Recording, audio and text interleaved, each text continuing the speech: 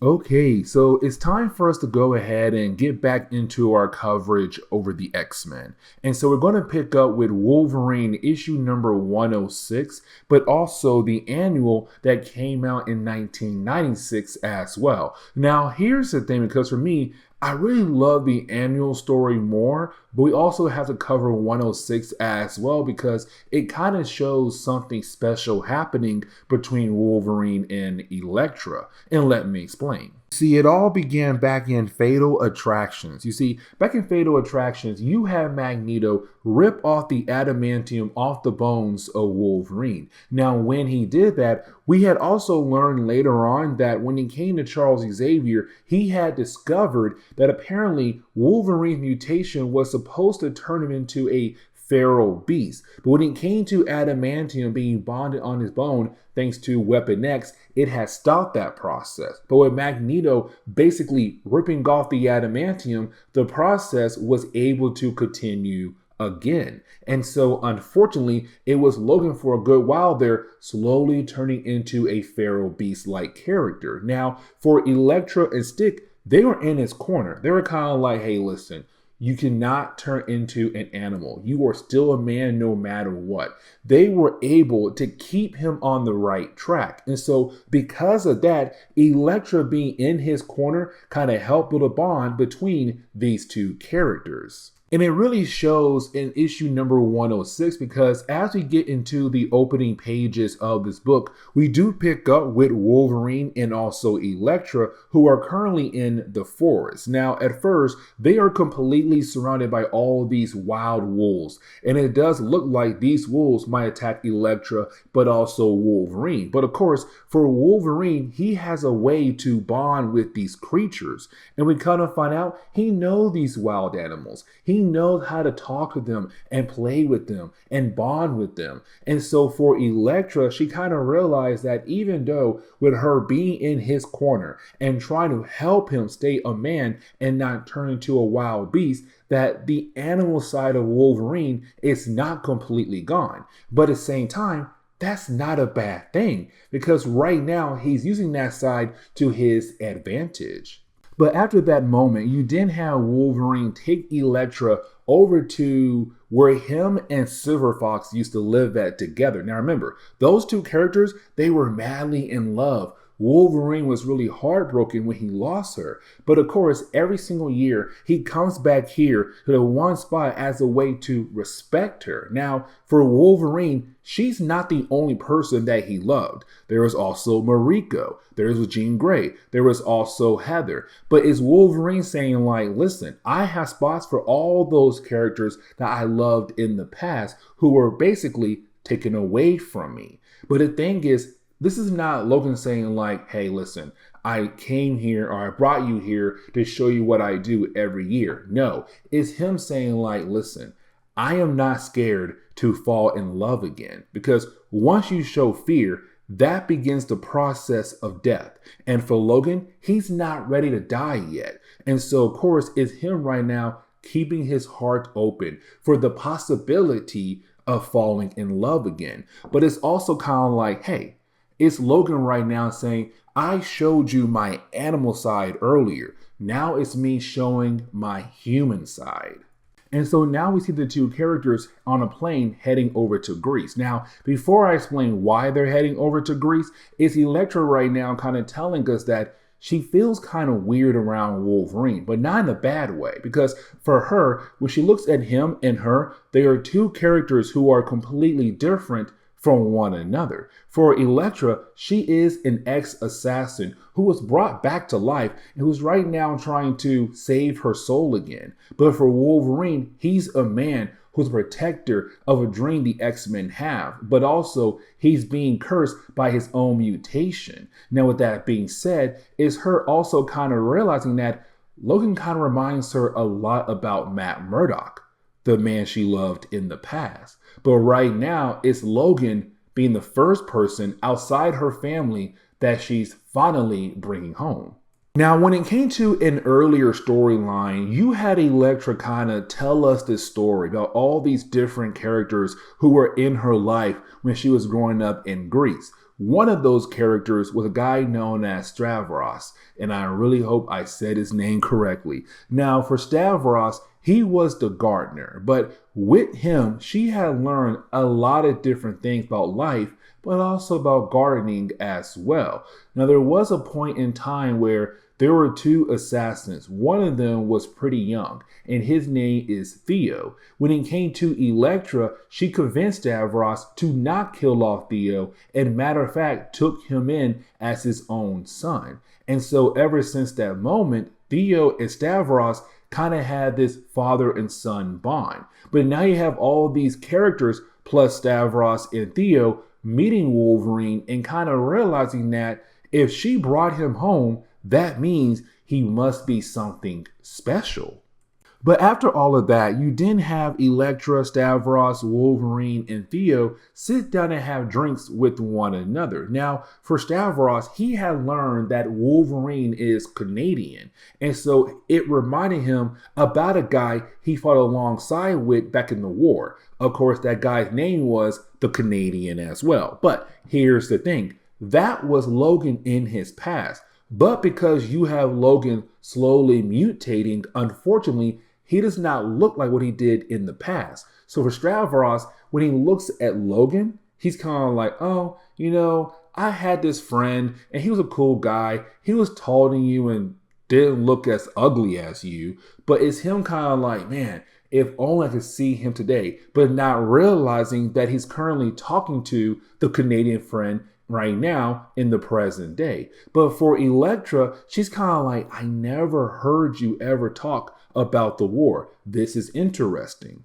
But you did have Stavros go ahead and just change the subject just like that, because he does inform her that how they've been trying to hunt down the 6 people who had killed off her father. Now they found most of them, but one is still alive. But for Elektra, with her being with Stick, being with other people in her life, she has moved on from the idea of looking for revenge. It's now her just trying to be at peace.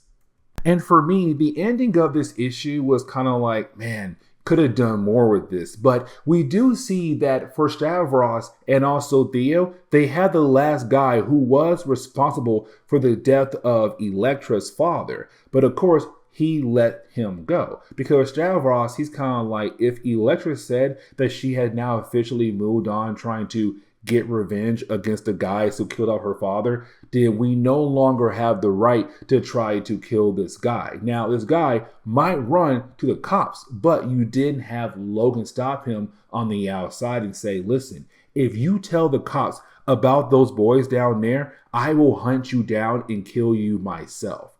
And then the guy says, yeah, you know what? Fine. I won't tell the cops anything at all. And he just runs away. But yes, Logan knew the gardener that Elektra had growing up.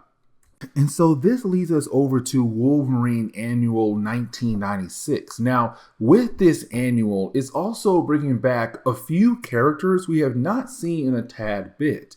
Like, for example, as we get into the opening pages of the storyline, we see Wolverine right now paying respect to Mariko, one of his many lovers. Now, while doing that in Japan, he's then confronted by the Silver Samurai. You see, for the Silver Samurai, he was the brother to Mariko, one of the many lovers of Wolverine. Now, for both siblings, they had belonged to the Yashida clan. Now, the clan was technically this criminal empire in Japan. But when it came to Mariko, when she had took over the clan, her main goal was to turn the clan into a better group of people, away from the criminal empire they were in the past. But the problem was that when she died, the Silver Samurai took over and brought the clan back into its old ways again, being this criminal empire all over again. Now, with that being said, for Wolverine and Silver Samurai,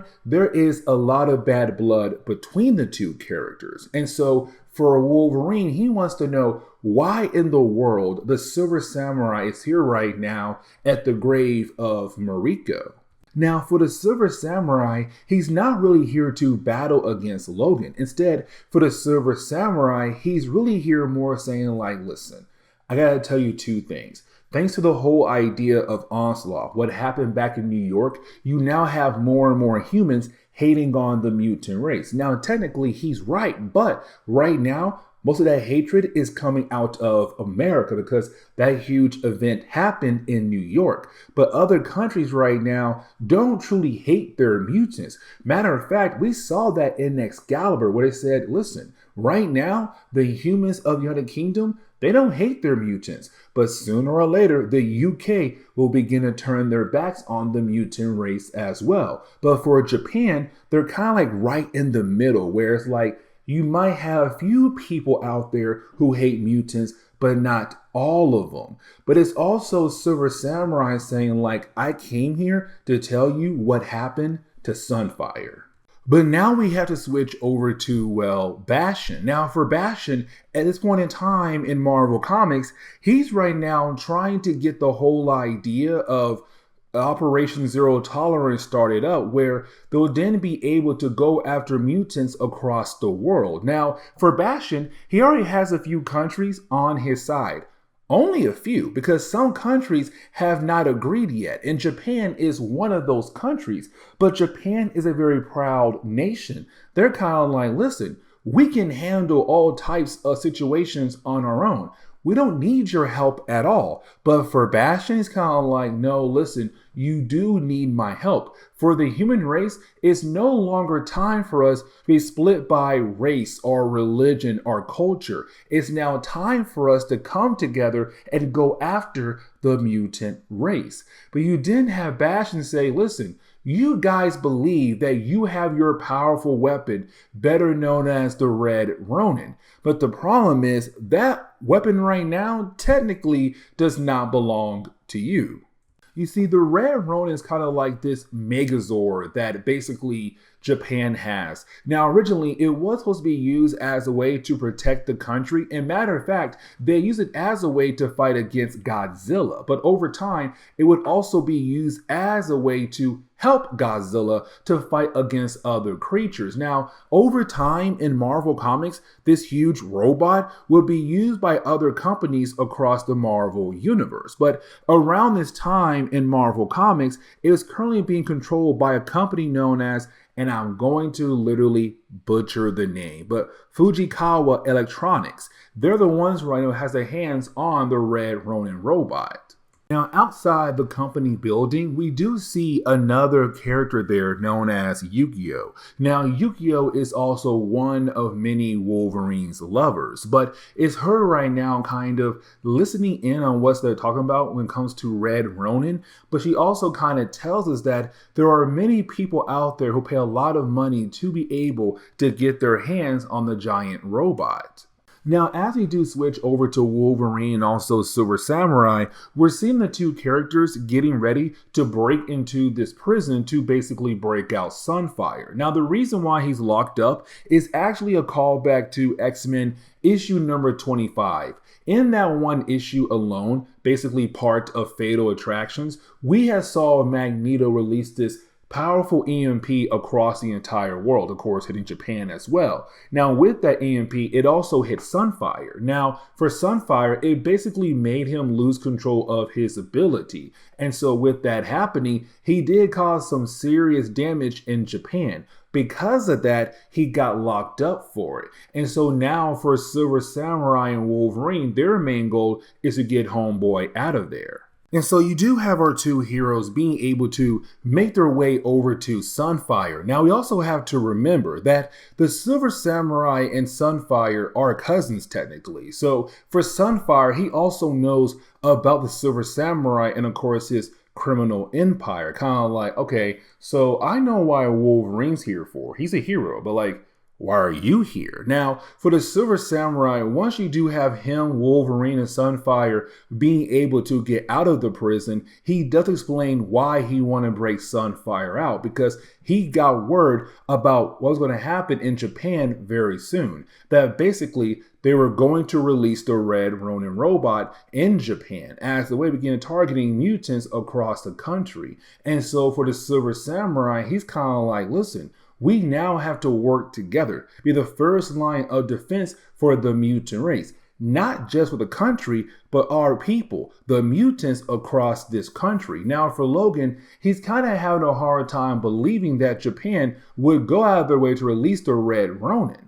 Now, you do have Wolverine arrive where the Red Ronin robot's being held at. Now, when he does arrive, he does run into Yukio. Now, for Yukio, like I said earlier, these two characters, they're basically lovers or ex-lovers. Now, for Wolverine, we can kind of tell that he's not really trying to get back with her, but for Yukio, if Wolverine offers the chance to get back together, she would take it in a heartbeat. But also right now, she's currently watching over his adopted daughter. Now, with that being said, you do have the two characters realize they're not the only ones there right now trying to get their hands on the Red Ronin robot. You also have, well, the Hand there as well, the evil ninja organization. Now, of course, for our two heroes, they're right now trying to figure out what to do. And basically, it's to stop the Hand. And so once you do have our heroes decide to try their best to stop the Hand becomes a quick afterthought very quickly. And the reason why, because, well, somebody had just activated Red Ronin. Now we come to find out it is a character known as Tusu for Juan. Now this one right here, this guy, he's the one currently controlling the robot, but at the same time, he's the guy who gave this robot all these different upgrades as well. But the question is, why in the world did he turn on the robot? It's not to fight against the Hand, no, because it's Japan right now trying to make a statement saying, listen, we are a powerful country. We are a country who can basically take care of themselves. We don't need anybody's help at all. And so, of course, it's them saying like, if there is going to be a mutant problem down the road, we have this great robot right here to handle that problem.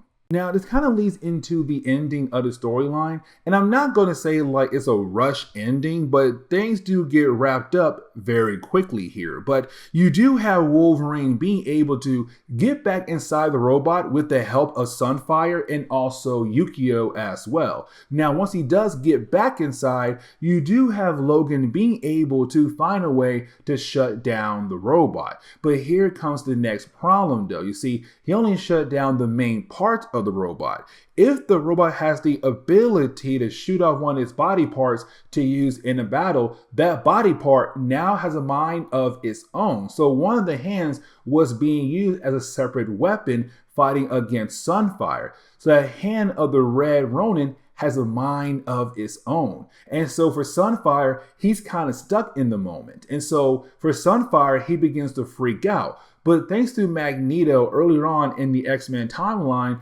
Sunfire can no longer control his ability like he used to. And so right now, we're seeing the possibility of a nuclear explosion coming from Sunfire. Now you do have Logan being able to free Sunfire and calm him down, but the problem is that the government, they saw all this. And so of course, they're going to say once again that Sunfire does not have the ability to control his powers and most likely lock him up all over again. And so this kind of leads into the ending of the storyline where we're basically picking up with our heroes going their separate ways. Silver Samurai, he does stay in Japan. We see him basically praying over his blade. But for Wolverine and also Sunfire, they leave Japan. Now, for Wolverine, he's going to take Sunfire over to Canada to basically work with Alpha Flight for a tad bit of time to kind of help him learn how to control his abilities. But with that being said,